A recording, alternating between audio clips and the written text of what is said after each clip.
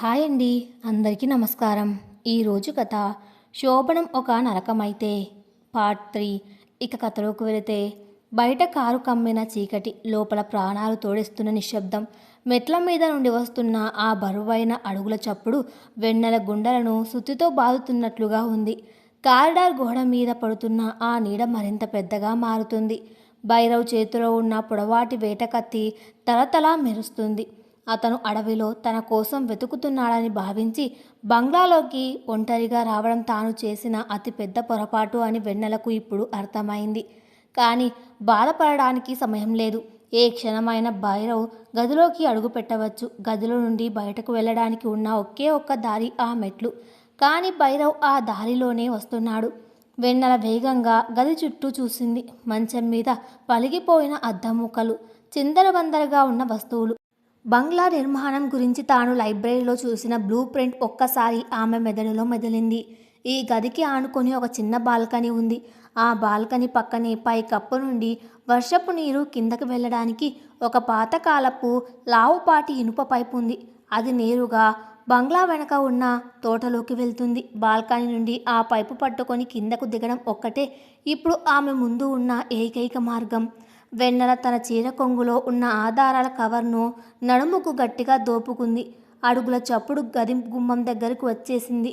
నాకు తెలుసు వెన్నెల, నువ్వు మళ్ళీ ఇక్కడికే వస్తావని నా బుర్ర ఎప్పుడో పసిగట్టింది అంటూ భైరవ్ గది గుమ్మంలో నిలబడి క్రూరంగా నవ్వాడు. అతని కళ్ళు గది అంతా వెతికాయి. గది మధ్యలో ఎవ్వరూ లేరు. కానీ బాల్కనీ వైపు ఉన్న మందపాటి కటన్లు గాలికి కదులుతున్నాయి. భైరవ్ కత్తిని గట్టిగా పట్టుకొని కటన్ల వైపు నెమ్మదిగా అడుగులు వేశాడు. దాగుడు మూతలు ఆడింది చాలు వెన్నెల. అంజలిలాగా నీకు చీకటి గదిలో నరకం చూపించను. నేరుగా నీ పీక కోసి ఆ బావిలో పడేస్తాను అంటూ భైరవ్ కటన్లను ఒక్కసారిగా పక్కకు లాగాడు. కానీ అక్కడ ఎవ్వరూ లేరు. కేవలం గాలికి బాల్కనీ తలుపు కదులుతోంది. భైరవ్ ఆశ్చర్యపోయాడు. ఎక్కడికి పోతావు అంటూ వేగంగా బాల్కనీలోకి అడుగుపెట్టాడు. భైరవ్ బాల్కనీలోకి వెళ్ళగానే గది లోపల మంచం కింద నుండి నెమ్మదిగా బయటకు వచ్చింది వెన్నెల. అవును, ఆమె బాల్కనీలోకి వెళ్ళలేదు. బాల్కనీ తలుపు తెరిచి ఉంచి భైరవ్ అక్కడికి వెళ్ళేలా చేసి తాను మంచం కింద దాక్కుంది. ఆర్కిటెక్ట్ స్టూడెంట్ అయిన వెన్నెల మనిషి సైకాలజీని మరియు ఆ గది స్థలాన్ని వాడుకొని భైరవ్ను తప్పుదారి పట్టించింది. భైరవ్ బాల్కనీలో నుండి కిందకు చూస్తున్నాడు. వెన్నెల పైపు పట్టుకొని దిగిందేమో అని వెతుకుతున్నాడు. ఇదే సరైన అదును. వెన్నెల శబ్దం చేయకుండా గది తలుపు వైపు నడిచింది. గుమ్మం దాటి కారిడార్లోకి అడుగు పెట్టబోతున్న సమయంలో ఆమె చీర కొంగు గది తలుపుకు ఉన్న మేకుకు తట్టుకొని చిర్రుమని చిరిగిన శబ్దం వచ్చింది. ఆ చిన్న శబ్దానికి భైరవ్ వెనక్కి తిరిగాడు. గుమ్మం దగ్గర వెన్నెల కనిపించింది. తనని మోసం చేసిందని అర్థం కాగానే అతని కళ్ళల్లో కోపం కట్టలు తెంచుకుంది. ఒక ఉన్మాదిలా అరుస్తూ కత్తి పైకి ఎత్తి వెన్నెల వైపు దూసుకువచ్చాడు. వెన్నెల కారిడార్లోకి పరుగు తీసింది.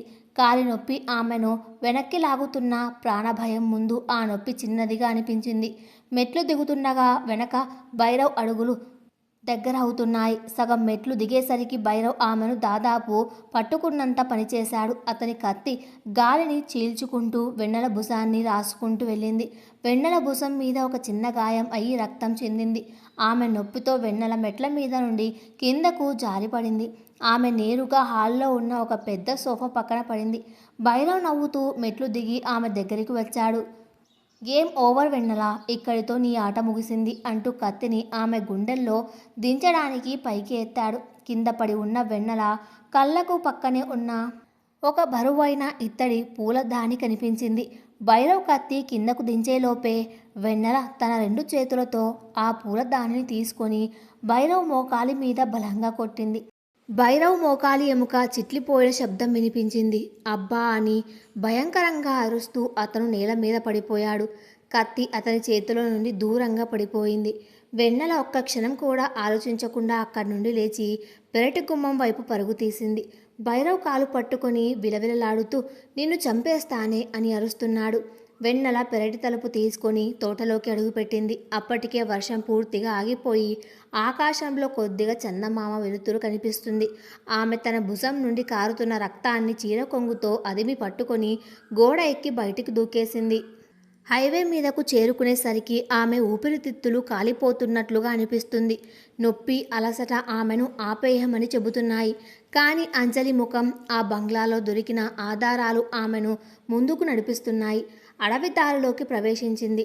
చీకట్లో దారి గుర్తుంచుకొని నడవడం చాలా కష్టం. కానీ గుడి ఎటువైపు ఉందో ఒక అంచనాతో నడుస్తుంది. అడవిలో ఏ చిన్న శబ్దం వినిపించినా బైర వస్తున్నాడేమో అన్న భయంతో వణికిపోతుంది. సుమారు 1 గంట తర్వాత ఆ పాడుబడిన గుడి గోపురం ఆమె కళ్ళకు కనిపించింది. వెన్నెల గుండెల్లో ఒక భారం దిగిపోయినట్లు అనిపించింది. నెమ్మదిగా గుడిలోకి అడుగుపెట్టింది. పరిసరాలన్నీ నిశ్శబ్దంగా ఉన్నాయి. అంజలి అని చిన్నగా పిలిచింది వెన్నెల. ఎలాంటి సమాధానం లేదు. వెన్నెల గుండె వేగంగా కొట్టుకోవడం మొదలైంది. వెంటనే విగ్రహం వెనక ఉన్న నేలమాళిక దగ్గరకు వెళ్ళి అందులో ఉన్న రాతి తలుపును నెమ్మదిగా పక్కకు లాగింది.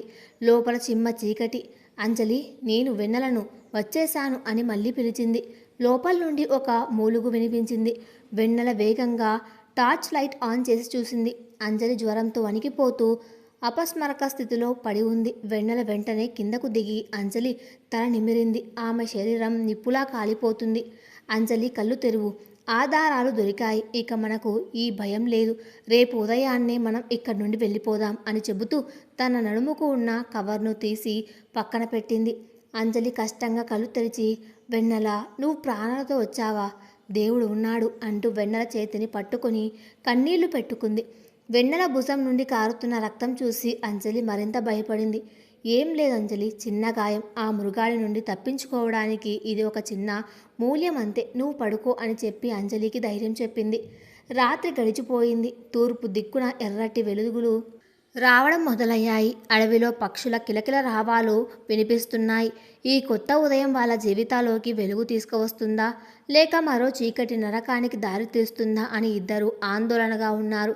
వెన్నెల పైకి వచ్చి చుట్టూ చూసింది. హైవే మీద వాహనాల రాకపోకలు మొదలయ్యాయి. ఇదే సరైన సమయం. అంజలి, లే, మనం హైవే మీదకు వెళ్ళి ఏదైనా వాహనం ఆపి పట్నం చేరుకోవాలి. నేరుగా ఎస్పీ ఆఫీస్కి వెళ్దాం అంటూ అంజలిని భుజం మీద ఆసరగా చేసుకుని గుడిలో నుండి బయటకు వచ్చింది. ఇద్దరు కష్టపడుతూ హైవే మీదకు చేరుకున్నారు. అటువైపుగా వస్తున్న ఒక పాల వ్యాన్ను చూసి వెన్నెల చేతులు ఊపింది. ఆ వ్యాన్ డ్రైవర్ వాళ్ళ దీనస్థితిని చూసి బండి ఆపాడు. అన్నా, మేం దారి తప్పి అడవిలో ఇరుక్కుపోయాం. మా చెల్లికి జ్వరం. దయచేసి మమ్మల్ని పట్నంలో దించగలరా అని వెన్నెల అడిగింది. డ్రైవర్ మంచివాడు కావడంతో వాళ్ళను వెనక సీట్లో కూర్చోమని చెప్పాడు. వ్యాన్ బయలుదేరింది. గాలి ముఖానికి తగులుతుంటే వెన్నెలకు కొద్దిగా ప్రాణం లేచి వచ్చినట్లు అనిపించింది. ఆమె తన దగ్గర ఉన్న కవర్ను గట్టిగా పట్టుకుంది. అందులో ఉన్న భైరవ్ మెడికల్ రిపోర్ట్స్, అంజలిని బంధించిన గదికి సంబంధించిన వివరాలు భైరవ్కి ఉరి శిక్ష వేయడానికి సరిపోతాయి. వ్యాన్ సుమారు 20 కిలోమీటర్లు ప్రయాణించిన తర్వాత పట్నం పొలిమేరలకు చేరుకుంది. దారిలో ఒక పాత చెక్పోస్ట్ లాంటి చోట రోడ్డుకు అడ్డంగా ఒక పెద్ద చెట్టు కట్టను అడ్డుపెట్టి వాహనాలను ఆపుతున్నారు. వ్యాన్ డ్రైవర్ బ్రేక్ వేశాడు. ఏంటో అమ్మా, ఈ రోడ్డు మీద ఎవరో గొడవ చేస్తున్నట్లు ఉన్నారు. బండి ఆపమంటున్నారు అని చెప్పాడు డ్రైవర్. వెన్నెల ముందు అద్దంలో నుండి బయటకు చూసింది. అక్కడ రోడ్డు మీద నిలబడి ఉన్న వ్యక్తులను చూసి ఆమె రక్తం గడ్డ కట్టకపోయింది. వాళ్ళు మరెవరో కాదు, భైరవ్ అనుచరులు. భైరవ్ కాలికి దెబ్బ తగలడంతో తను స్వయంగా రాలేదు. కానీ తన గూండాలను హైవేకి పంపించి పట్నంలోకి వెళ్ళే ప్రతి వాహనాన్ని తనిఖీ చేయిస్తున్నాడు. 4 కండరాల వీరులు చేతుల్లో ఇనుపరాడ్లు పట్టుకుని వ్యాన్ వైపు వస్తున్నారు. వీళ్ళేనా నిన్న రాత్రి భైరవ్ అన్న దగ్గర నుండి పారిపోయిన ఆడవాళ్ళు అంటూ ఒకడు వ్యాన్ లోపలికి తొంగి చూశాడు. వెన్నెల చేతులు వణికాయి. పట్నం బోర్డర్ వరకు వచ్చి ఆఖరి నిమిషంలో మళ్ళీ ఈ మృగాల చేతిలో చిక్కుకోబోతున్నారా? ఇప్పుడు వెన్నెల బుర్ర ఎలాంటి నిర్ణయం తీసుకుంటుంది? వాళ్లను ఆ గూండాలు పట్టుకుంటారా, లేక వెన్నెల వాళ్ళ నుండి తప్పించుకొని ఎస్పీ ఆఫీస్కి చేరుకుంటుందా? ఆ ఆధారాలు పోలీసులకు చేరుతాయా? ఈ ప్రశ్నలన్నిటికీ సమాధానం రాబోయే పోరాటంలో ఉంది. అతని కళ్ళు వెన్నెల, అంజలి ముఖాల మీద పడ్డాయి. చిరిగిన బట్టలు, బురద అంటిన శరీరాలు. భయంతో వణికిపోతున్న వాళ్ళను చూడగానే ఆ గుండా ముఖంలో రాక్షస ఆనందం వెల్లివిరిసింది. దొరికారా అన్న చెప్పిన ఆడవాళ్ళు వీళ్ళే. డోర్ తీయరా రే అంటూ అతను గట్టిగా అరుస్తూ వ్యాన్ డోర్ హ్యాండిల్ పట్టుకుని లాగడానికి ప్రయత్నించాడు. వ్యాన్ డ్రైవర్ భయంతో వణికిపోతున్నాడు. అమ్మ, వీళ్ళు భైరవ్ మనుషులు. వాళ్లతో పెట్టుకుంటే నన్ను కూడా చంపేస్తారు. నేను బండి ఆపేస్తాను అంటూ స్టీరింగ్ వదిలేసి చేతులు పైకెత్తబోయాడు డ్రైవర్. వద్దన్నా, వాడు డోర్ తీసేలోపు యాక్సిలేటర్ గట్టిగా తొక్కు, మమ్మల్ని చంపేస్తారు అని అరిచింది వెన్నెల. కానీ డ్రైవర్ భయంతో కదలలేకపోయాడు. గూండా డోర్ సగం తెరిచాడు. అతని చెయ్యి వెన్నెల జుట్టును పట్టుకోవడానికి ముందుకు వచ్చింది. ఆ క్షణంలో వెన్నెల మెదడు ఒక సెకండ్ కూడా ఆలోచించలేదు. వ్యాన్ వెనక భాగంలో పాలు నిండి ఉన్న ఒక పెద్ద ఇత్తడి క్యాన్ ఆమె కంటపడింది. అది దాదాపు 40 కిలోల బరువు ఉంటుంది. వెన్నెల తన సర్వశక్తులు కూడా తీసుకుని ఆ క్యాన్ను 2 చేతులతో బలంగా నెట్టి తలుపు తెరుస్తున్న ఆ గుండా మీదకు విసిరింది. ఆ బరువైన క్యాన్ నేరుగా గుండా ఛాతీ మీద బలంగా పడింది. క్యాన్ మూత ఊడిపోయి అందులో ఉన్న పాలన్నీ అతని ముఖం మీద కళ్ళల్లో పడ్డాయి. ఆ దెబ్బకు అతను అమ్మా అని అరుస్తూ వెనక్కి రోడ్డు మీద పడిపోయాడు. పోనివ్వన్నా పోనివ్వు అని వెన్నెల గట్టిగా అరవడంతో సగం మత్తులో ఉన్నట్లున్న డ్రైవర్ ఉలిక్కిపడి ప్రాణభయంతో యాక్సిలేటర్ను బలంగా తొక్కాడు.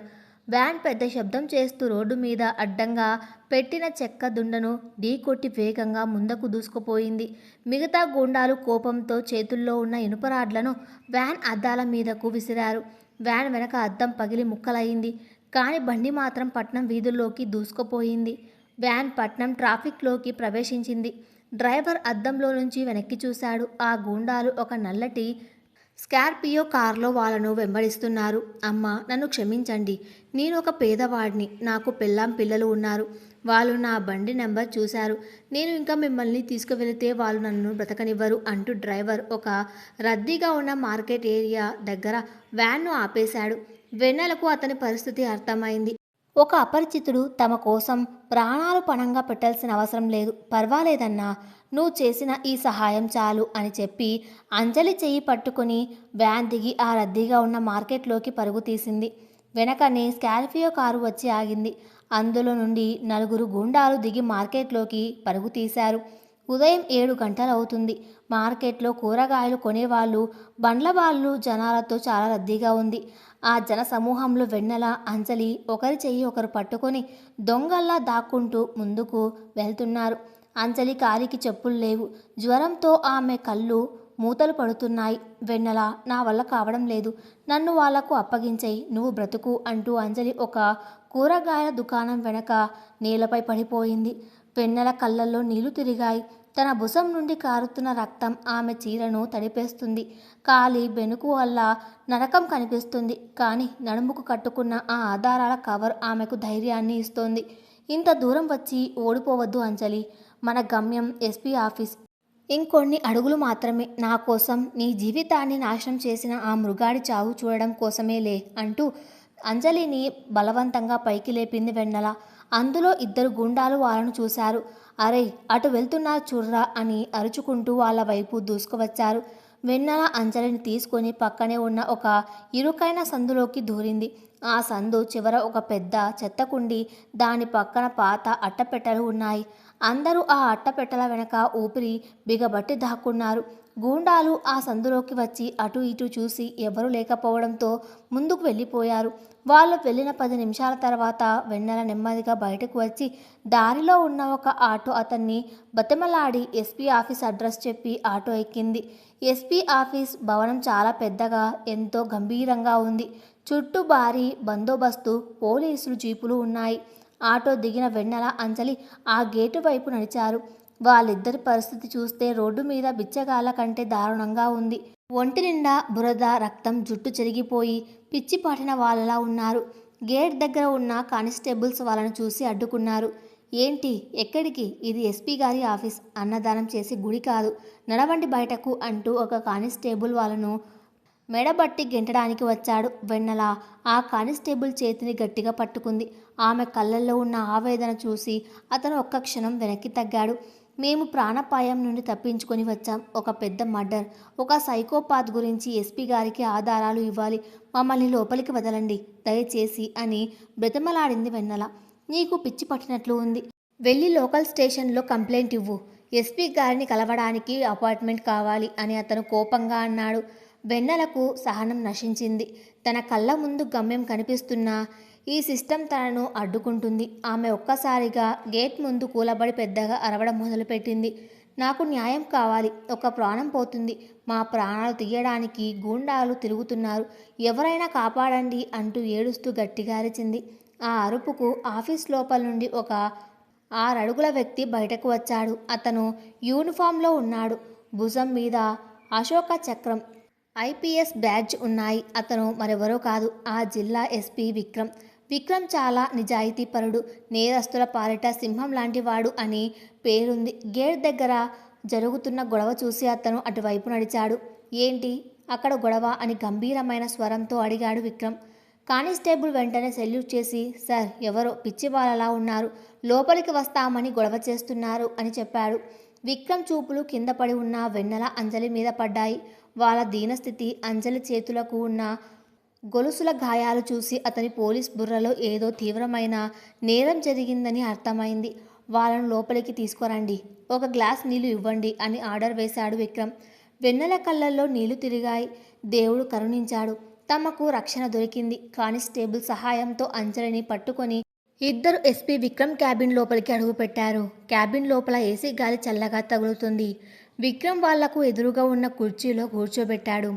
వాళ్లకు నీళ్లు ఇచ్చి, చెప్పండమ్మా, ఏం జరిగింది, మిమ్మల్ని ఈ స్థితికి తెచ్చింది ఎవరు అని ప్రశాంతంగా అడిగాడు. నీళ్లు తాగి కొద్దిగా స్థిమితపడిన వెన్నెల కన్నీళ్లు తుడుచుకుంటూ చెప్పడం మొదలుపెట్టింది. తన తండ్రి అప్పుల కోసం ఈ ఊరి పెద్ద మనిషి భైరవ్ను పెళ్లి చేసుకోవడం దగ్గర నుండి, శోభనం రాత్రి అతను ప్రవర్తించిన తీరు, అంజలి డైరీ దొరకడం, ఆ పాత కారిడార్లోని చీకటి గదిలో అంజలిని బంధించడం, రాత్రి ఆ గదిలో నుండి అంజలిని తప్పించి పారిపోవడం, ఇలా ప్రతి ఒక్క విషయాన్ని పూసగుచ్చినట్లు వివరించింది.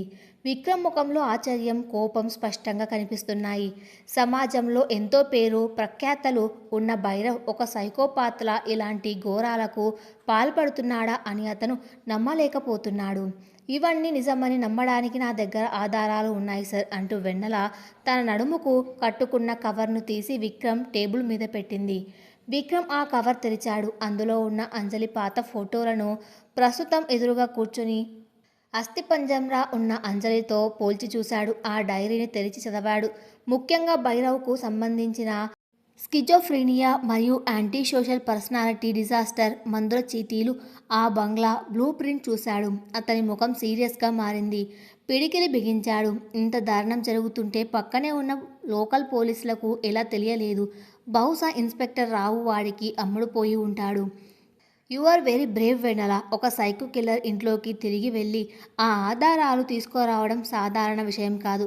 భైరవ్ ఆట ఇక ముగిసింది. వాడిని అరెస్ట్ చేయడానికి నా స్పెషల్ టీంను పంపిస్తాను అంటూ విక్రమ్ తన ఇంటర్కామ్ తీసి ఒక ఆఫీసర్కు ఫోన్ చేశాడు. వెన్నెల, అంజలి ఇద్దరు ఒకరినొకరు చూసుకుని ఊపిరి పీల్చుకున్నారు.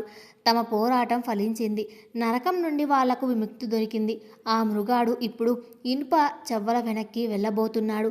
అంజలి కళ్ళల్లో ఆనంద బాష్పాలు రాలాయి. విక్రమ్ టాస్క్ ఫోర్స్కు ఆర్డర్స్ ఇస్తున్న సమయంలో అకస్మాత్తుగా తన టేబుల్ మీద ఉన్న పర్సనల్ ల్యాండ్ లైన్ ఫోన్ మోగింది. విక్రమ్ ఫోన్ లిఫ్ట్ చేశాడు. Yes, Vikram speaking. అవతల వైపు నుండి ఎవరో మాట్లాడుతున్నారు. విక్రమ్ ముఖంలో అప్పటి వరకు ఉన్న ధైర్యం, ఆవేశం అకస్మాత్తుగా మాయమైపోయాయి. అతని కళ్ళు ఆశ్చర్యంతో పెద్దవి అయ్యాయి. నుదుటి మీద చెమట పట్టింది. అతను కుర్చీలో వెనక్కి ఆనుకొని వెన్నెల వైపు, ఆ టేబుల్ మీద ఉన్న ఆధారాల వైపు ఒక వింతైన చూపు చూశాడు. ఓకే సార్, ఐ అండర్స్టాండ్ అని చెప్పి ఫోన్ పెట్టేశాడు. క్యాబిన్లో భయంకరమైన నిశ్శబ్దం. విక్రమ్ ముఖంలో వచ్చిన మార్పును వెన్నెల పసిగట్టింది. ఆమె గుండెల్లో మళ్ళీ ఏదో తెలియని భయం మొదలైంది. సార్, ఏమైంది?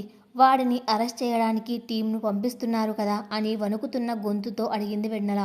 విక్రమ్ టేబుల్ మీద ఉన్న ఫైల్స్ అన్ని మళ్ళీ ఆ కవర్లో పెట్టి వెన్నెల వైపు నెట్టాడు. వెన్నెల, నేను మీకు సహాయం చేయలేను, ఐఎమ్ సారీ అన్నాడు విక్రమ్ తల దించుకుంటూ. వెన్నెలకి పిడుగు పడినట్లు అనిపించింది. ఏం మాట్లాడుతున్నారు సార్? ఆధారాలు అన్నీ మీ కళ్ళ ముందే ఉన్నాయి కదా, ఆ మృగాడిని వదిలేస్తారా అని అరిచింది.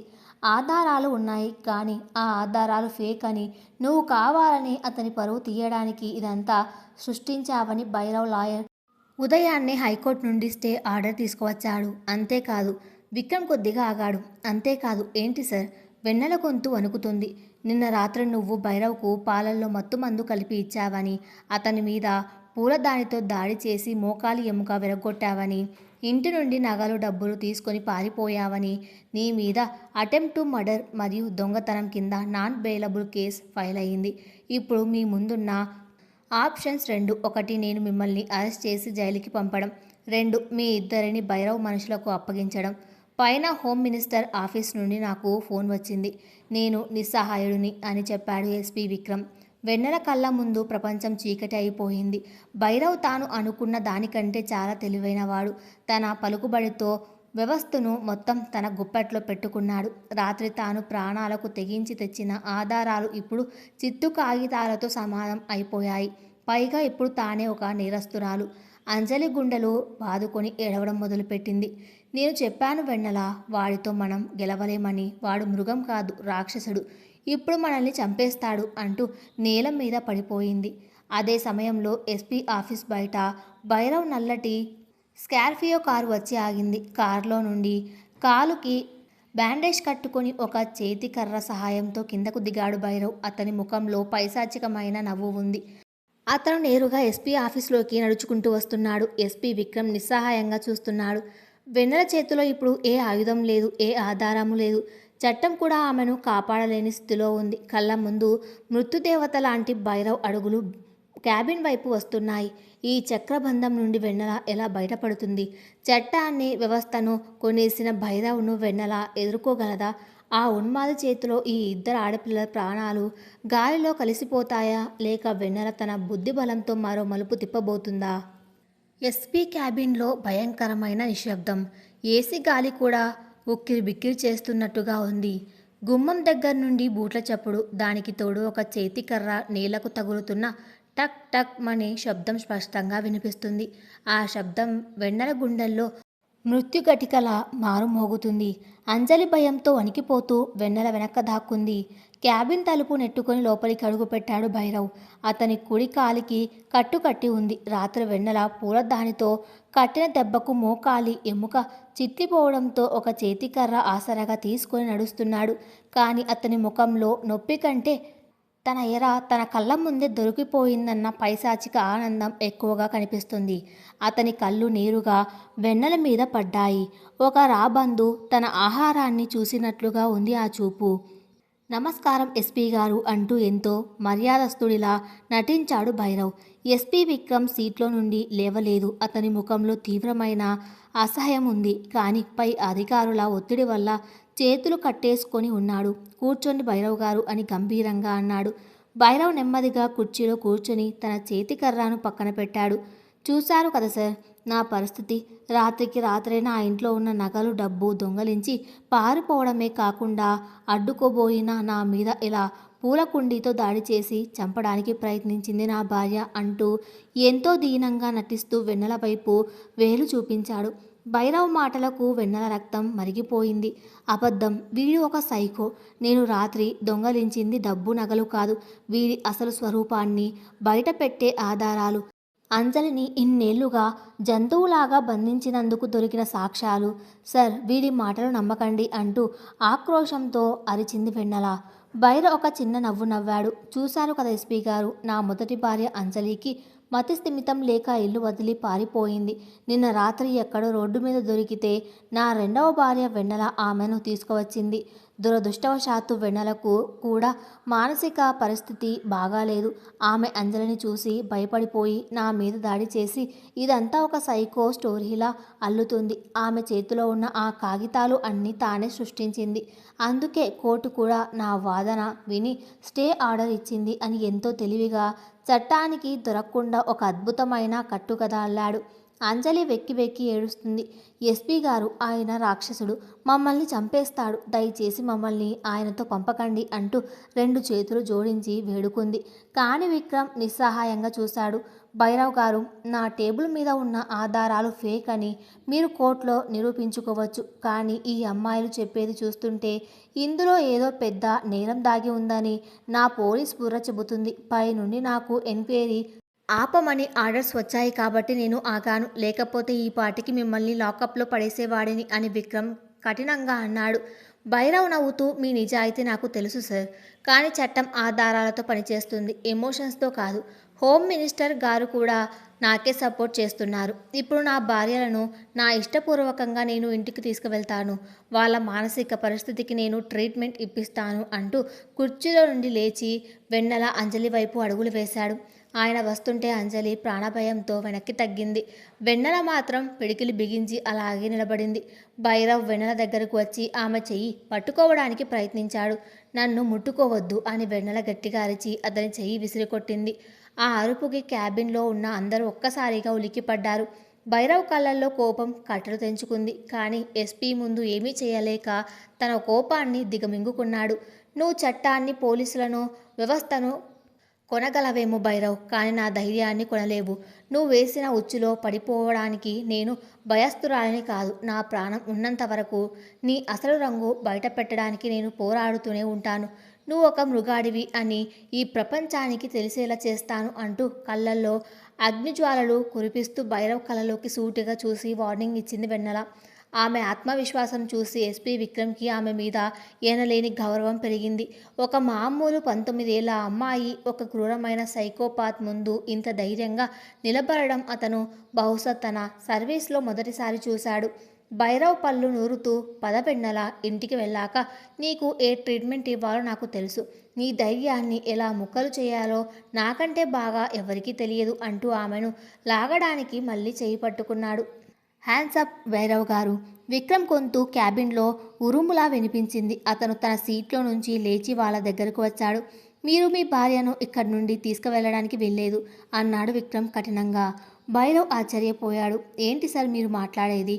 కోర్ట్ ఆర్డర్ ఉంది. హోమ్ మినిస్టర్ కాల్ చేశారు. నా భార్యలను నేను ఎందుకు తీసుకువెళ్ళకూడదు అని గొంతు పెంచాడు. విక్రమ్ పెదవులపై ఒక వ్యంగ్యమైన చిరునవ్వు వచ్చింది. మీరు చట్టంలోని లొసుగులు వాడుకొని తప్పించుకోవచ్చు అనుకుంటున్నారు కదా. అదే చట్టంతో నేను మిమ్మల్ని అడ్డుకుంటాను భైరవ్. ఈమె వెన్నెల, మీ భార్య.